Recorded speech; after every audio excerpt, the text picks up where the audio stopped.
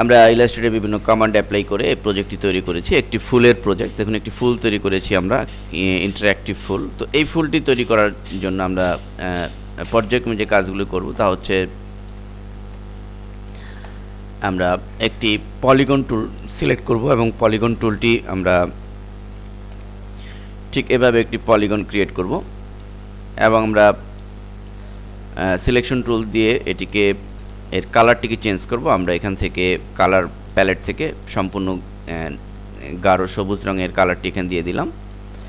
এরপর আমরা যে কাজটি করব, আমরা এখান থেকে রেক্ট্যাঙ্গুলার টুলটি সিলেক্ট করব এবং এখান থেকে আমরা কালারটি চেঞ্জ করে আমরা হলুদ কালারটি এখানে নির্বাচন করব এবং একটি রেক্ট্যাঙ্গেল আমরা ক্রিয়েট করব।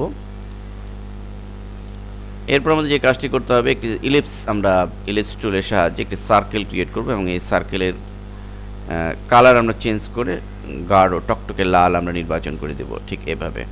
এরপর আমরা তিনটি টুল শেপ কীভাবে সিলেক্ট করে আমরা উইন্ডো মেনুর অ্যালাইন প্যালেটের সাহায্যে এই অ্যালাইনকে সেন্টার করে দেব ঠিক এই পজিশনে। দেন আমাদের ফুলের ইফেক্ট দেওয়ার জন্য আমরা চলে যাব ফিল্টার মেনুতে এবং ফিল্টার মেনুতে গিয়ে আমরা এখানে ডিস্টর্ট এবং এখান থেকে পাকার অ্যান্ড ব্লড এটি সিলেক্ট করব এবং পাকার অ্যান্ড ব্লড সিলেক্ট করে আমরা এখানে স্লাইডার ধরে যদি আমরা ডান দিকে দেখুন, ডান দিকে আমরা মুভ করছি, অলরেডি কিন্তু একটি চমৎকার ফুল ক্রিয়েট হয়েছে। আমরা যদি বাম দিকে করি সেখানেও এক ধরনের চমৎকার শেপ তৈরি হয়েছে। তো আমরা আমাদের পছন্দনীয় স্টাইলকে এভাবে নির্বাচন করে আমরা দেন ওকে বাটনে ক্লিক করে দেব। এরপর আমরা এটিকে কন্ট্রোল জি চেপে গ্রুপ করে নিব।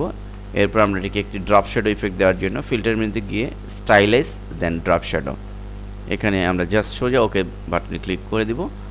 ফলে অলরেডি একটি ড্রপ শ্যাডো পড়েছে এবং আমরা মাঝখানে একটি গোল সার্কেল দেওয়ার জন্য একটি ইলিপস টুলের সাহায্যে ছোট্ট একটি সার্কেল দিয়ে দিব এবং এটির কালার আমরা দিয়ে দেব সম্পূর্ণ ইয়েলো কালার। অলরেডি আমাদের একটি ফুল তৈরি হয়েছে। এভাবে আমরা প্রজেক্টটি কমপ্লিট করব।